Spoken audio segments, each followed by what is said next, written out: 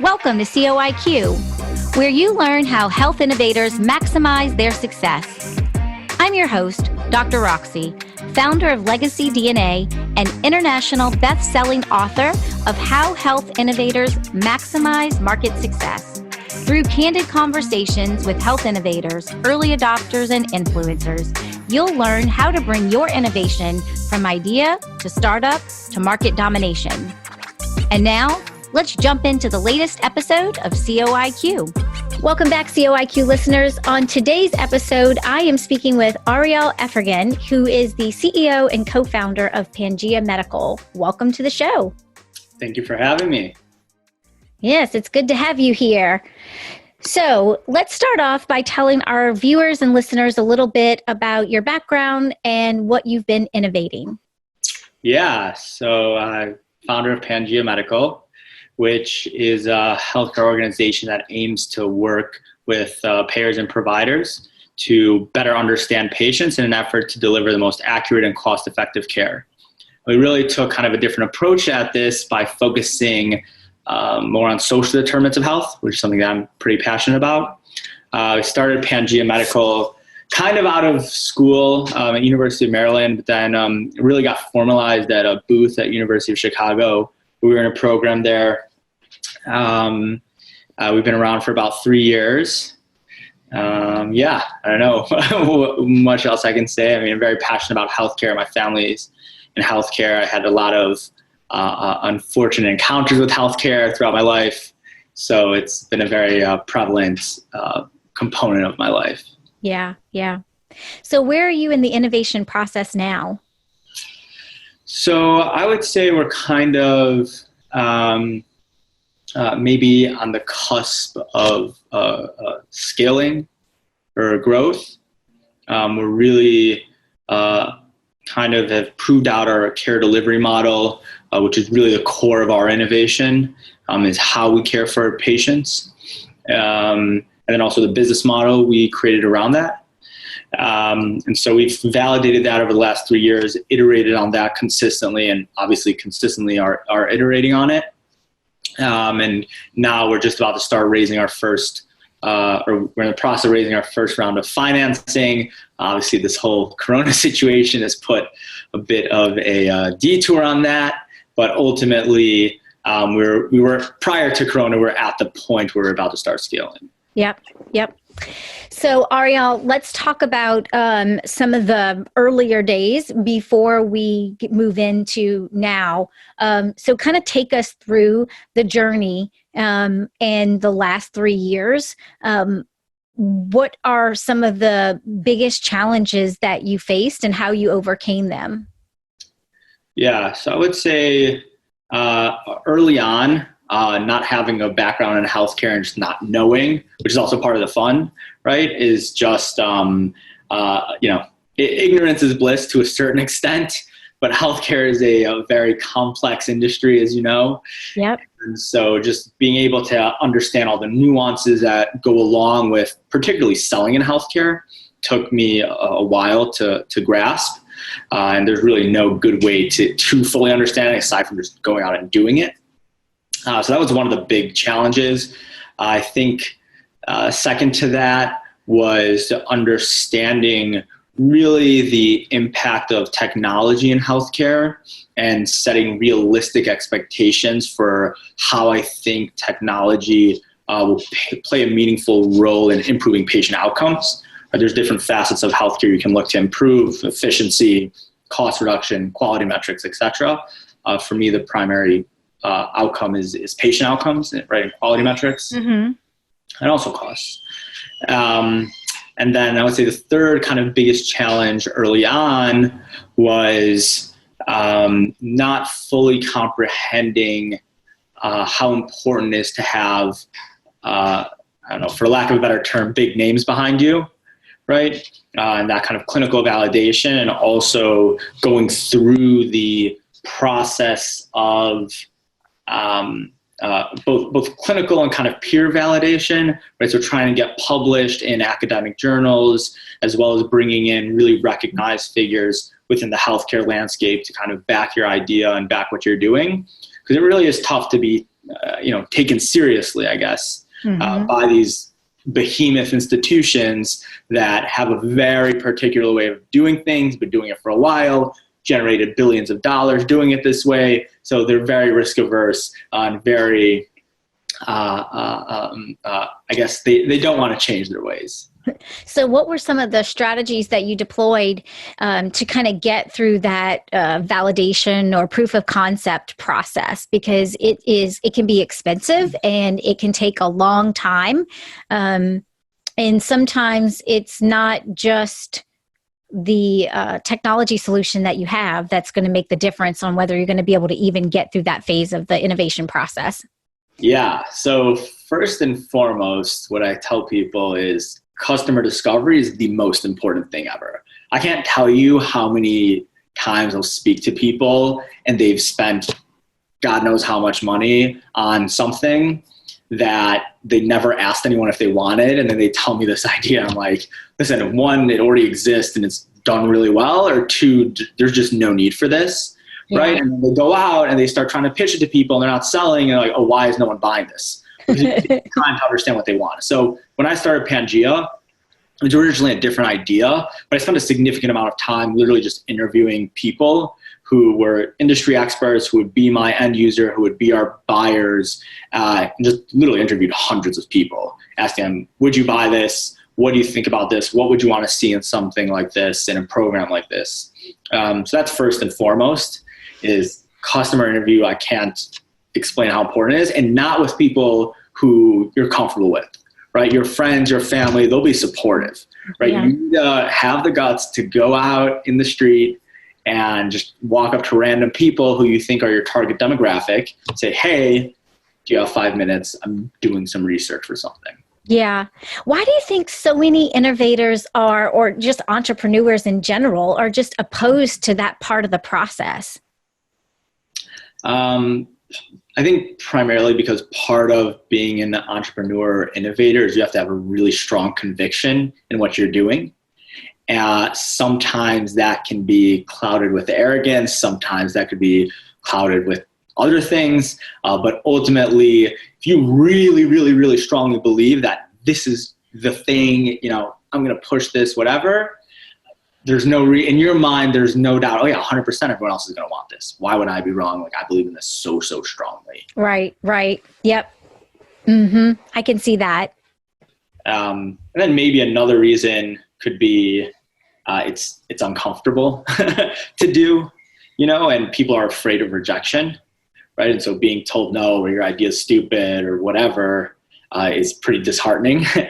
Yeah. I've heard, a lot of that. Mm-hmm.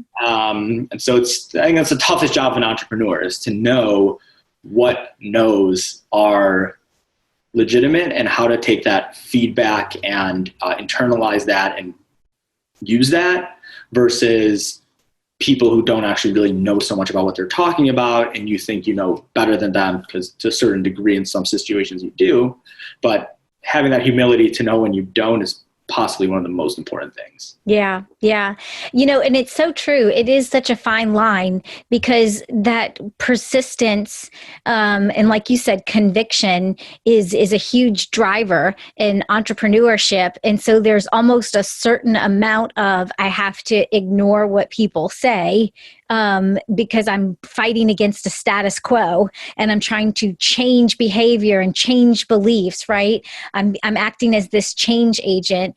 And then there's also this piece that is like, but I can't just ignore everything. I can't ignore my customers. Otherwise I might find myself in trouble. Yeah, I 100% agree.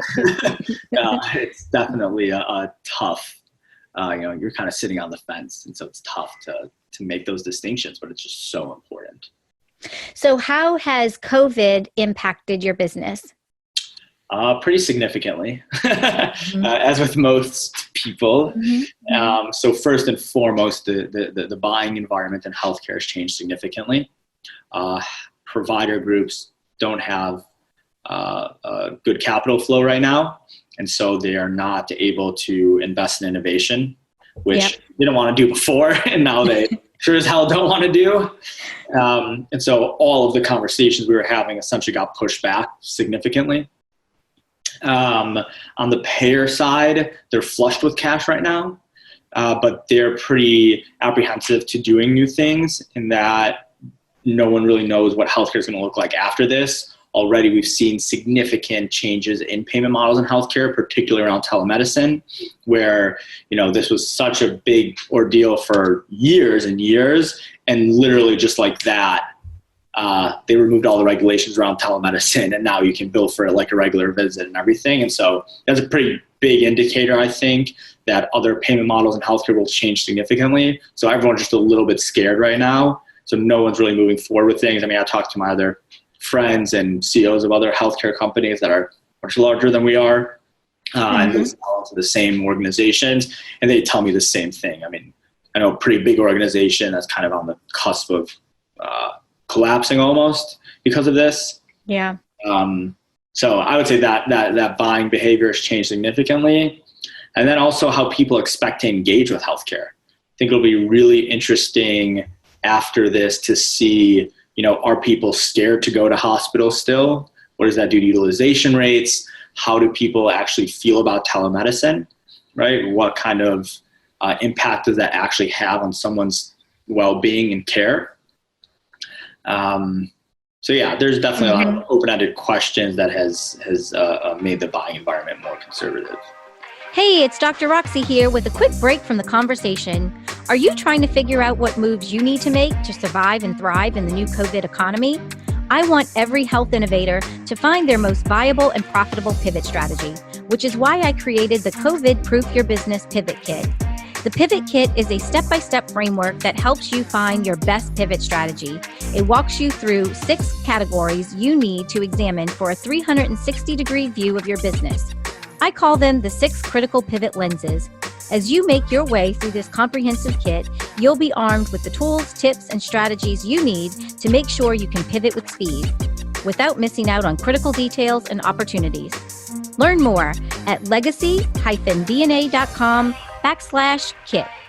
So I think that, the market has changed for everyone in some form or fashion. In some ways it's open doors, in some ways it's closed doors.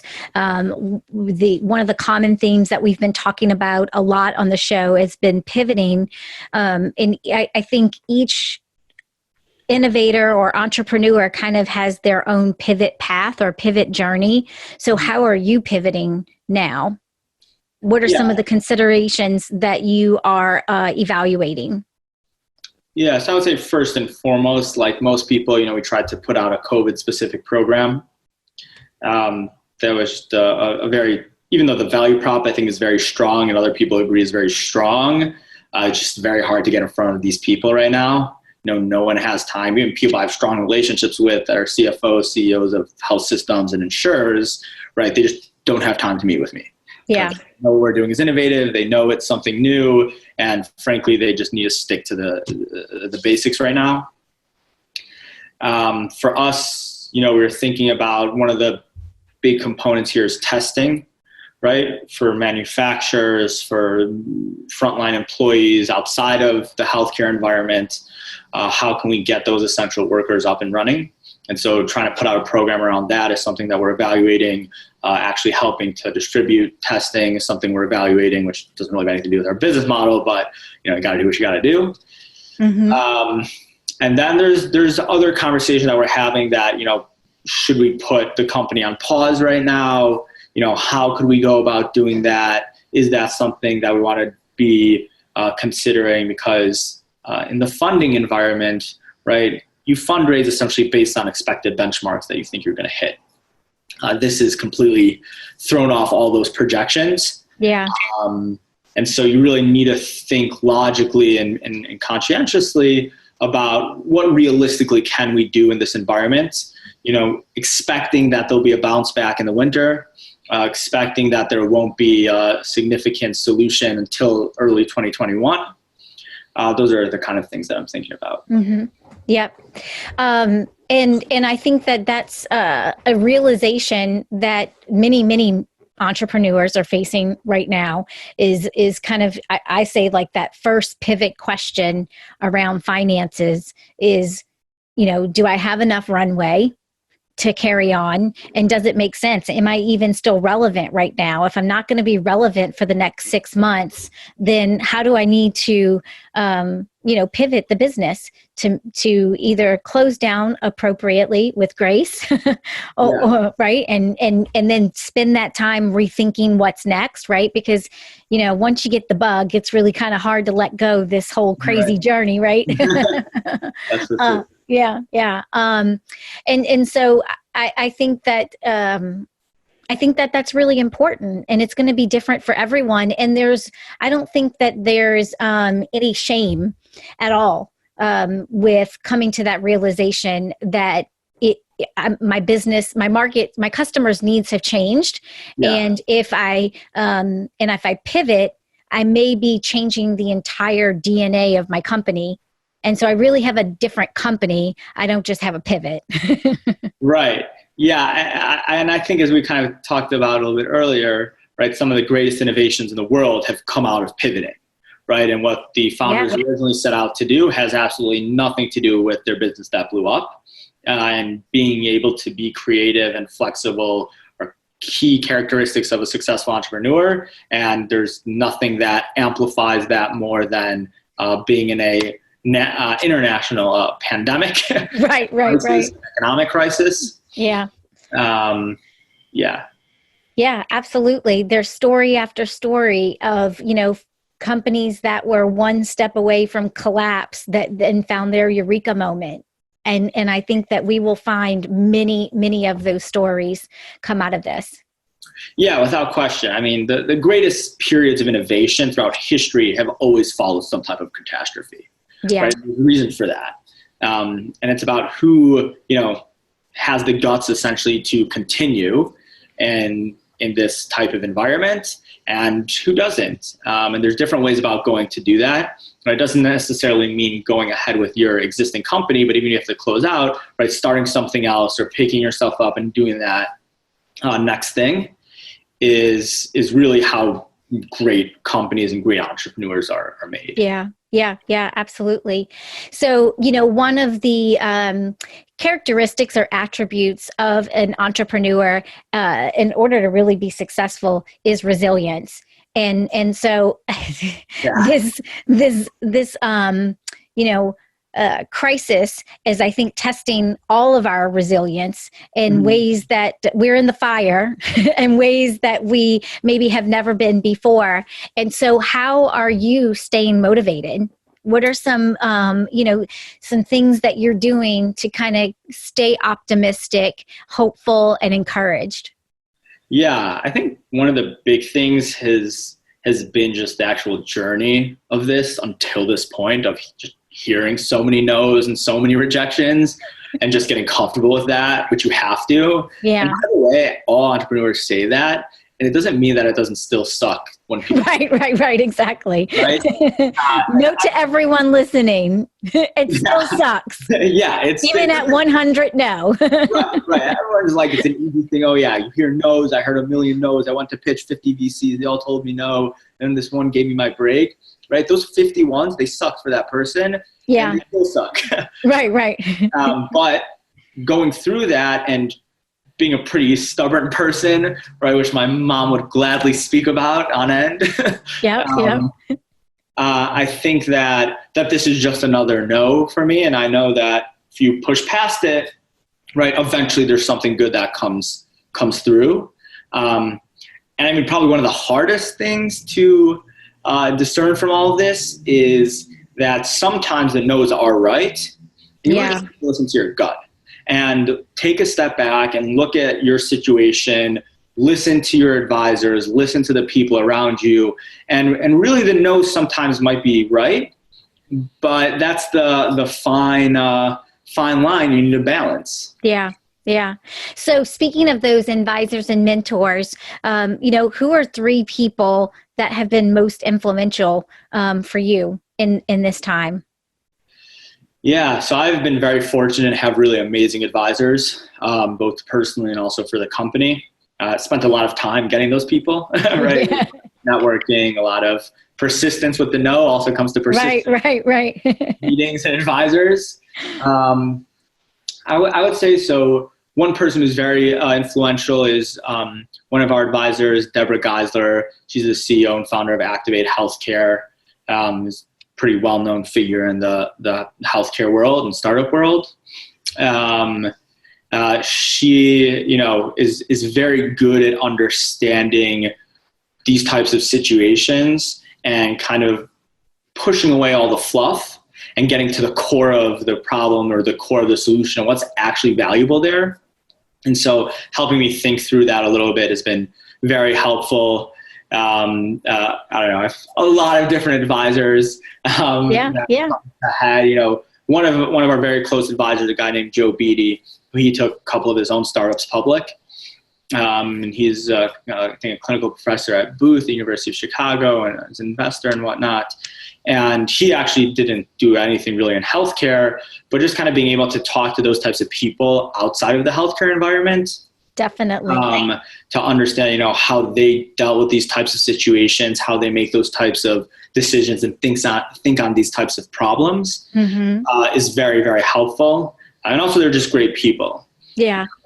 And I think you've cultivated a relationship where they genuinely care about, my personal success and the success of this organization and what we're doing.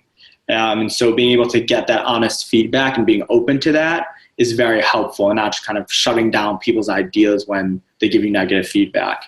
Yeah. I mean, I think that those kinds of, I call them thinking partners, are just really critical to this journey. Oh, yeah, without question. I mean, I probably have, 12 to 15 advisors that I talk to pretty regularly. Yeah. Which is crucial. Yeah. Yep. Absolutely. So I'm going to ask you this question. I think it's a very interesting question. So if you had extra budget money to spend, what would you spend it on and why? That's a good question. I would say probably hiring more people. Yeah. So I think it's hard to get FaceTime with people during crises, but it's also actually easier to get in touch with higher level people because everyone's just freaking out and looking for a good solution. And so they're very open to different things. Yeah. If that makes sense. So I would say, hiring salespeople, honestly, would be what I would spend it on. Yep. Okay. Yeah, I think it's an interesting question. It's just kind of a fun game to dream build on what we do, because, eventually it will come. Yeah, I completely agree. Yep. So, you've been at this for 3 years. As we wrap up here, no matter how long, even if you've been doing it for 3 months, I feel like there's still lessons to be learned. So 3 years in, what are some lessons that you've learned so far, or some guidance that you would give to our listeners? Let's see. I would say in no particular order, maybe the top 3 things is, one, just consistently seek feedback from people and be very open to feedback and criticism. 2, it's a lot of people say it's all about who you know, right? Which is a very important rule of thumb, I would say, in general in life, particularly being an entrepreneur. It really is all about who you know, but it's about the value you bring to those relationships even more so. Right. And so being able to deliver strong value to those relationships is very important. Just kind of network. It will never hurt to do that. And that's something I personally put a lot of time into, and it's helped me so much. And keeping in touch with those people and, sharing interesting thoughts and, doing favors for them. Relationships are the most valuable currency. And then 3rd, I would say that this is super hard and it's a lot harder than you could have ever have anticipated. Yeah. There's serious psychological and mental impacts. And it's very hard to relate to people when doing something like this. And so just to understand that you're not the only person who's gone through something like this, and that it's very difficult for you, but it's also difficult for everyone else who's doing it. And that it's really important to understand the stories of successful entrepreneurs, but to not only listen to those stories, because that's very few and far between. And so just knowing that there's millions and millions of people that have tried things that have failed. And from what I can tell from talking to many people and investors, that the most successful entrepreneurs are those who have failed, but have had the persistence to get up and continue to go. So even though it's hard, even though you might fail sometimes, just never stopping is the number one rule, I would say. So that's why I do the show, right? Because here we talk about the good, the bad, and the ugly. No one comes on and tells the rainbow and butterflies story of healthcare entrepreneurship. We talk about, when we get knocked down and how we struggle to stand back up. And the intention is for those stories where you see and hear your peers in the trenches, that it becomes very encouraging, inspiring, and you grab a hold of some piece of wisdom that you can take on in your own journey. Yeah. Yeah, I think that's an amazing thing to do, because, everyone and their mother has a podcast or show about successful entrepreneurs and whatever, and very seldom do we actually hear about the tough times and the real nitty gritty. But yeah, it's amazing. Yeah, exactly. So Ariel, how can folks get a hold of you if they want to follow up with you after the show? Yes, you can email us or just find us on our website at info@pangeamedicalcare.com.